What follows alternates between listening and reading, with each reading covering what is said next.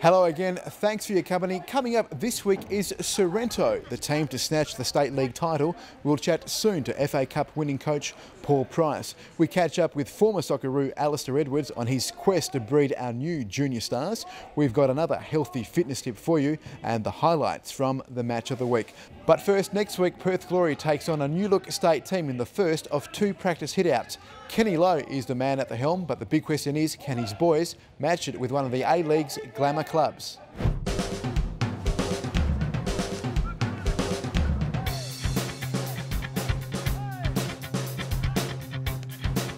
To get an opportunity to pit yourself against the Glory is superb. Yeah, I'm really looking forward to it. Looking forward to working with some really good players as well, you know.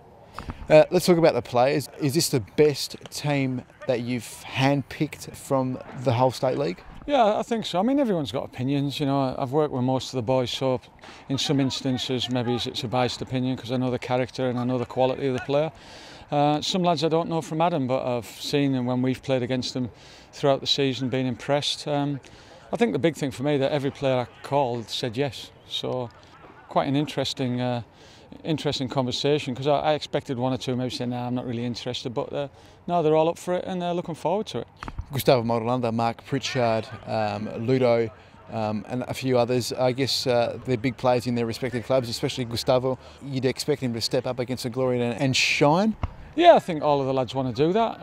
There's other lads out there. I mean, Jason Gavins, you know, he's played in the Premier League. He's played at Man United and Newcastle his first two games in front of 60,000-70,000 people. So that's the calibre of player that you've got in the group. You know what I mean? You've got a few boys who've played 50, 60, 70 league games in the UK. So yeah, there's some good players there. How do you think they'll go against Perth Glory? It's game on, you know what I mean? Obviously, you take every game seriously because you've got professional pride. The players will be exactly the same. They'll be busting their guts and maybe go out and win a game. Whether we can win a game is maybe an unrealistic target, but we'll certainly be trying to do that. But really, they should have no hope against the full-time boys. But you know, stranger things have happened. And WA take on the Glory next Tuesday night at Integra Stadium, the home of Inglewood United. Well, with 3 rounds to go, the ladder has never looked so tight at both ends. At the top, only 1 point splits Bayswater, the table leaders, and Floreat and Sorrento. Speaking of Sorrento, head coach Paul Price joins me now. Paul, good to see you again. Thanks for joining us at Football 360. Tough game at the weekend just gone at Inglewood. You'd be disappointed you didn't pick up 3 full points to spearhead to the top of the table. It was disappointing because we played so well and we created so many chances, and we came across a goalkeeper on the day that sort of had an absolute blinder. Sometimes they just don't go in, and you know, he made about 5 or 6 wonderful saves, and that's what he's there for. And yeah, we come away with a 0-0 draw. Another big match this weekend against Floreat. You're both on the same points, as I mentioned. They're going to be looking at exacting some revenge, aren't they, after you thumped them 6-0 just only a few weeks ago in the Cup semi-final. What's your plan, especially now with your gun, Jason Mirko, out of action for the next month? Oh, I'm sure they're going to be looking for revenge, but you know, we've got 3 games to go, Bayswater, us, and all the way down to probably Balcatta, and they're probably all looking at, if they win their last 3 games, they're in with a shout. So it's who's going to hold their nerve, who's going to maybe get a bit of luck, who plays well. So it's sort of, it's up in the air. So we've just got to go into it with confidence because we've been playing very well of late. I know that they have as well, so it should be a very good game, and we're sort of obviously hoping to take the 3 points. Is a trifecta something that you're looking at? The Cup final, minor premiership, top 5 championship. It's a real possibility, isn't it? Well, if you're a gambling man, you'd probably say that we wouldn't do it, but obviously we're there, and we've got a shot at winning all 3. So you can only do one at a time. So we've got to play Floreat on Saturday, and if we can win the minor premiership and obviously win the Cup, then there's then the top 5 to play for. And we got to the final last year and didn't do very well in the final, but yeah, look, it's a tough ask. Obviously, we're sort of reminding the lads that it's there, and there's not many players that will be in the position at this stage of the season in their careers that they'd ever have that opportunity. So it's an added incentive to play well. All right, Paul, well, thanks for joining us. Only 3 rounds to go, and big crunch game against Athena, as I mentioned. And speaking of Athena, John Brooks was a hero for Floreat last weekend in the match of the week against Bayswater. Let's take a look at the highlights. Round 19 saw first place second in the All Flag State Premier League when second place Floreat Athena hosted table-topping Bayswater City. In the 20th minute, Floreat's Heaney lost possession to Thomas Gooding on halfway. He found McCarthy, who passed to McNeil, who in turn played the ball to Ross Cosgrove in space. He jinked one way then the other before feeding Gustavo Cataccioni, who looked to go past Jack Allen but was impeded and fell to the ground. Referee Hugh Best awarding a penalty. Up stepped Ross Cosgrove, who sent the overcommitted Brad Effie the wrong way to give Bayswater an early lead.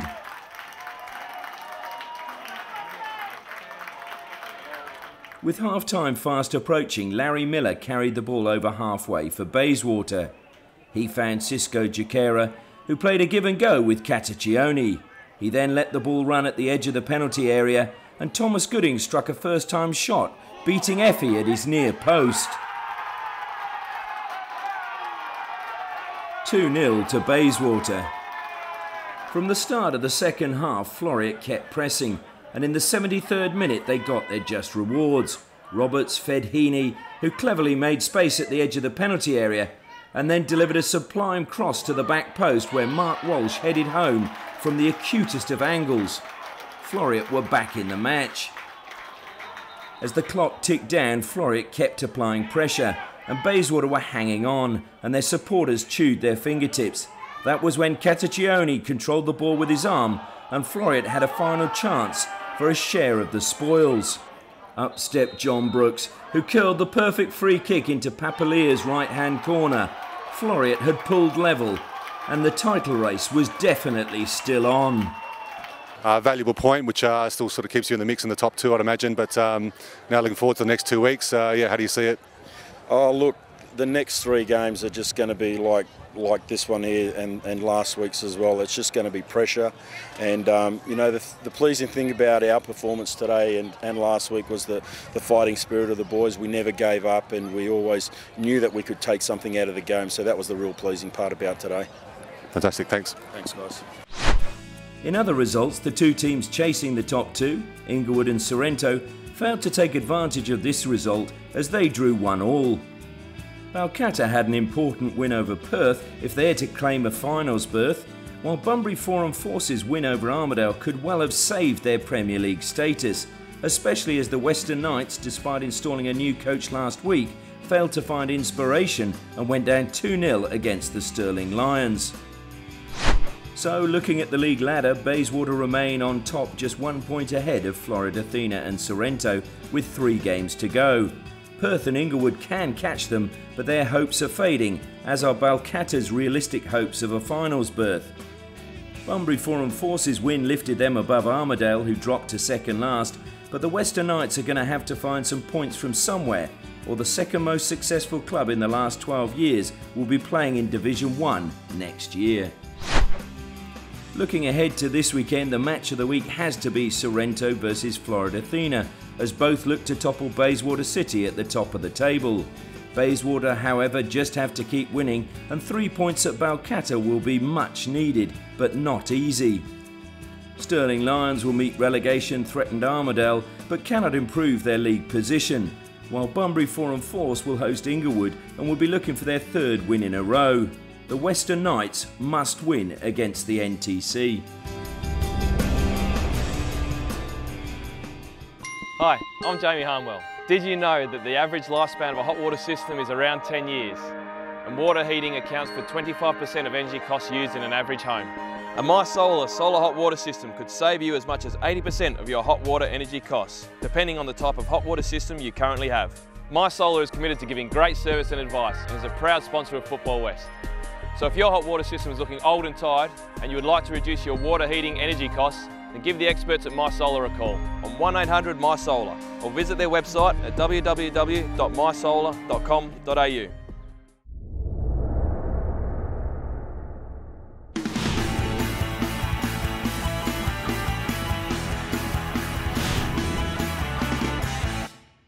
Hi, our fitness tip for football today is the squat press. Squat press is a compound exercise using all major muscle groups through your legs and upper body. So we're talking about glutes, hamstring, quadriceps, your deltoids, traps, and triceps. The benefit of this exercise is to obviously increase your upper and lower body strength at the same time, because it's a very functional movement, by keeping your core tense. Once again, I'm here with Kenny Lowe, who will be demonstrating the squat press.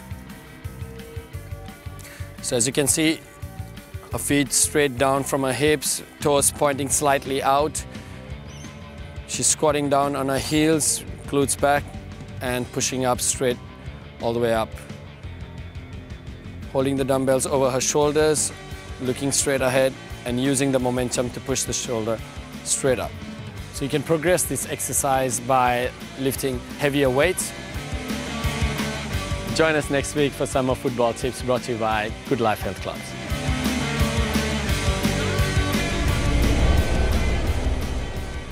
From Millwall to Sydney Olympic to Perth Glory, Alistair Edwards has been just about everywhere in the world thanks to the World Game. Now the former Socceroo is at the helm of the under-17s national team, busy preparing for next year's World Cup, and 6 WA boys have been named in the squad. I'm here watching the Skillaroos now, and it's one of the things when I'm back in Perth and travelling around the country, I often go down and I want to really see how the good young up-and-coming players. My role within the FFA is to sort of manage the skill acquisition programs around the country. Part of the role is to work with all the national training centre coaches around the country, because they're the ones that are sort of working with the players that come into the Joeys program. Kenny has really got a good program going with the National Training Centre, bringing in players at a very young age. There's a good ethos, and we're following the national curriculum in terms of playing you know, the brand of football that we believe is necessary for international football. And Kenny has done exceptionally well, along with the likes of Gareth Naven and others. Watching a lot of club football, which I do when I'm back in Perth, I've noticed a really good improvement in the all-round style of play. But the best thing about it is to still be involved in the game. I've been involved really professionally, you could say, since I was 17 years old. What I've done is I've really got into every single element of the coach education program around the country. It's been really good to be involved with the Joeys, some really talented players that are emerging. So it's the under-16 national team now. We're looking to try and qualify for the under-17 FIFA World Cup. That's in September in 2013. Meantime, Edwards is busy preparing for the Under-17 World Cup. 6 WA boys are in the squad, including budding stars Daniel De Silva and Jack Iredale. Well, Daniel is one of the breed that they call the match-winning players. I think he's got exceptional skill. He's probably epitomises what's all good about the game at the moment in terms of the way that he plays, and his technical ability is fantastic. With Jack Iredale, we've converted him to a ball-playing centre-back now. He's got a great left peg, his passing range is excellent. Both really good kids, and they've been in a good environment in WA for quite a number of years. Edwards says football has given him more than he could imagine. Played over in Glasgow Rangers when I was 18 years old. Played for Millwall over in England, playing in the FA Cup and beating the likes of Arsenal and Chelsea, and playing at their home grounds, and those type of experiences. The best times of my career were in the old NSL with Sydney Olympic, where we won the national title. Some really good players I played with then, and some great atmospheres. And then coming back to play with Perth Glory was great. You meet some really good people in football, and that's still happening to this day. And that wraps up another busy episode of Football 360 for this week. Don't forget, we'd love to hear what your football story is. We'll be back again next week. We'll see you then.